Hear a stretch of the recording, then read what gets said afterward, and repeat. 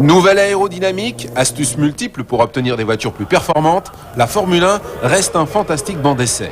Avec l'apparition des pneus rainurés et des voies rétrécies de 20 cm, les monoplaces version 98 n'en demeurent pas moins de véritables laboratoires roulants.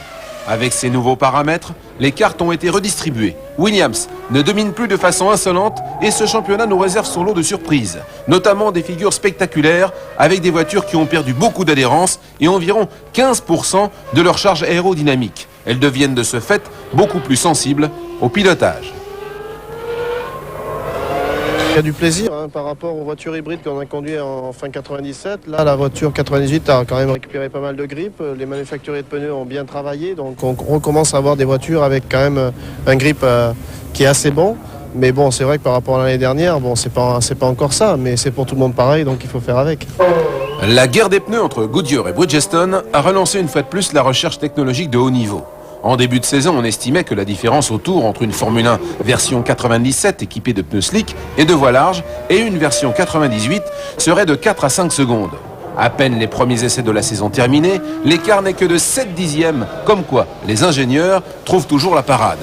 Et c'est l'équipe McLaren, depuis l'arrivée d'Adrian Newey, ex-Williams, qui semble être la mieux placée face à la nouvelle réglementation, notamment avec une voiture à l'évidence facile à piloter, mais aussi équipée d'un système de répartition de freinage réglable du poste de pilotage en fonction des virages droite ou gauche.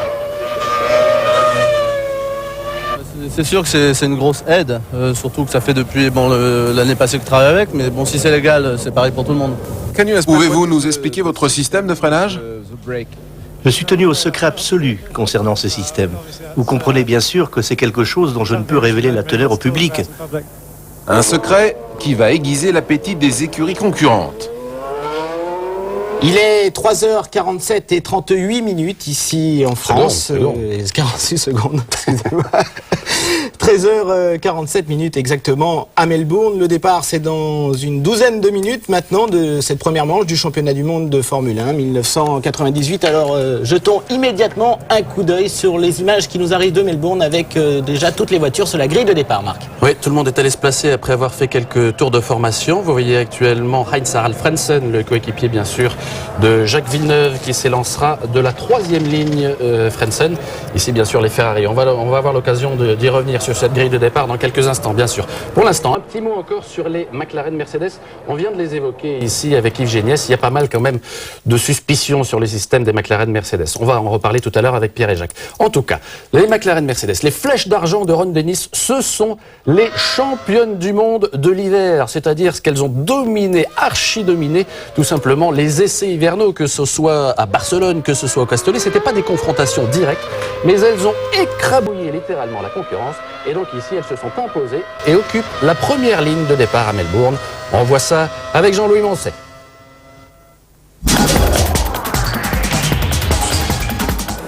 Voici le pilote qui a réussi la première pole position de cette saison 98, c'est Mika Häkkinen. Et voici l'ingénieur par qui le scandale est en train d'arriver, c'est Adrian Newey, le directeur technique de l'écurie McLaren Mercedes. En vérité, sur la route des qualifications, Häkkinen n'a rencontré qu'un seul adversaire à sa mesure, David Coulthard, et celui-ci n'est autre que son propre équipier, qui s'est incliné pour 43 millièmes de seconde seulement.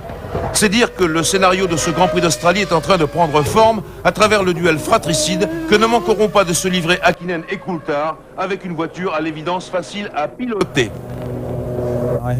Je pense que ce qui était un avantage en qualification deviendra un avantage encore plus important en course. Voilà donc McLaren en position de force, mais jusqu'à quand ? Plusieurs équipes de Formule 1 ont adressé une mise en garde au pouvoir sportif sur la conformité de la voiture conçue par Adrian Newey. Derrière les McLaren, la Ferrari de Schumacher est en troisième place. Schumacher qui sait toujours tirer son épingle du jeu. Il aborde ce premier Grand Prix en position de faiblesse, il est fortement grippé, il a été gêné par Damon Hill au cours de sa meilleure tentative, mais il est confiant. Je suis plutôt content de cette troisième place. Nous sommes encore dans le coup. Et si je peux finir en troisième position pour un début de saison, ce ne sera pas si mal. Derrière Häkkinen, Coulthard et Schumacher, le champion du monde en titre Jacques Villeneuve est très certainement déçu. Il a effectué le 4e temps seulement, après d'1 seconde d'Häkkinen, ce qui est un gouffre. En colère, il accuse ses pneus. On savait que les Bridgestone étaient compétitifs, mais bon là ils nous ont un peu mis une claque à tout le monde. Bon c'est pas grave, c'est que la première course.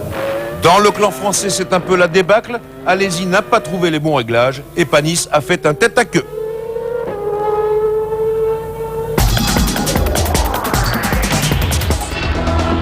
Mika Häkkinen a fait honneur à son surnom. Le Finlandais volant décroche la 2e pole position de sa carrière, juste devant son équipier David Coulthard.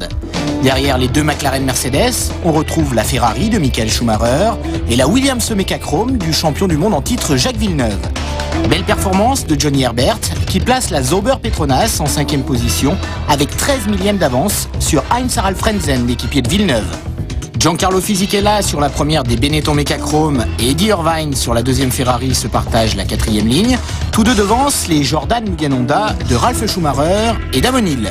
6e ligne pour Alexander Wurz et Jean Alesi. 7e ligne Toranosuke Takagi et Rubens Barrichello. 8e ligne Jarno Trulli et Mika Salo. 9e ligne Esteban Tuero, Jan Magnussen. 10e ligne Ricardo Rosset, Pedro Diniz. 11e ligne enfin Olivier Panis et Shinji Nakano. Olivier Panis qui s'élance de la dernière ligne parce que vous l'avez vu lors de son tête à queue, il est resté en première, ce que l'article 96 du règlement sportif interdit. Donc Olivier a été rétrogradé en dernière ligne. Il est 3h52, 13h52, le départ c'est dans 8 minutes à Melbourne. Juste une image alors que tout le monde actuellement est sur la grille. Dans le tour de mise en grille, regardez ce qui est arrivé au pauvre Pedro Diniz sur son Arrose. Eh bien il a dû s'arrêter, moteur explosé, vous voyez des flammes carrément à l'arrière. Pierre et Jacques à Melbourne, ça nous rappelle étrangement la mésaventure qui était arrivée ici même l'année passée à Damon Hill, champion du monde en titre, son premier Grand Prix sur une Arrose. Il avait dû s'arrêter lui en venant aussi se placer dans le tour de formation. Pedro Diniz va devoir s'élancer avec la voiture de réserve depuis le pit lane dans ce Grand Prix d'Australie. Mais enfin, il partait de toute façon assez loin. Lui aussi, Pedro, ça ne va pas bouleverser son début de saison. Les Arrows qui ont très peu tourné depuis... c'est la dernière voiture qui est sortie, hein, la Rose avec un moteur fait maison. Et c'est évident qu'en mise au point, ils ont encore beaucoup de pain sur la planche. Mais là, on est à l'autre bout de la grille avec Mika Häkkinen. Ici, Jacques Villeneuve. Avec ce qui nous attend, il fait très beau ici à Melbourne, 19-20 degrés. Parce qu'il y a un peu de vent, mais il fait très chaud sur la piste. Le soleil tape 33 degrés sur la piste, ce qui signifie que les pneumatiques vont souffrir. Jacques Laffite, c'est une des clés de ce Grand Prix, avec pour la première fois depuis 27 ans des pneus sculptés en Formule 1 et beaucoup d'incertitudes. Michael Schumacher ici qui monte dans sa Ferrari, ils ont encore changé de roue après le tour de formation. Oui, parce qu'on s'est aperçu, Pierre, que les pneus posaient beaucoup de problèmes aux pilotes, surtout au freinage. Il y avait beaucoup de freins loupés, on allume les roues et c'est vrai que ces pneus à rainure, c'est un peu plus compliqué pour régler les voitures, ça rend difficile la conduite et il faut faire très attention et ça va être une des clés de cet après-midi de Grand Prix pour toutes les écuries et pour tous les pilotes. On va certainement avoir beaucoup de surprises parce qu'on va s'apercevoir que les gens qui n'économiseront pas leurs pneus feront un Grand Prix très très difficile. Voilà, merci Jacques pour cette précision à propos des pneumatiques. Marc Richard, on se retrouve dans un instant à Melbourne avec les 120 000 spectateurs australiens et puis les quelques, je sais pas, 300, 400 millions de téléspectateurs dans le monde entier, quelques-uns chez nous quand même ce matin. Merci d'être avec nous. Bien quand même, tout le monde s'est levé. Ne bougez pas, vous restez bien sûr avec nous sur TF1. On se sépare quelques instants et on se retrouve en direct de Melbourne pour la première épreuve de ce championnat du monde de F1 98. À tout de suite.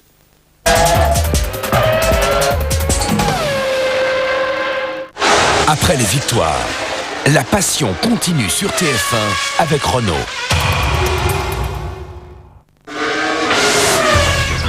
Retrouvez la Formule 1 avec Octane Delphes.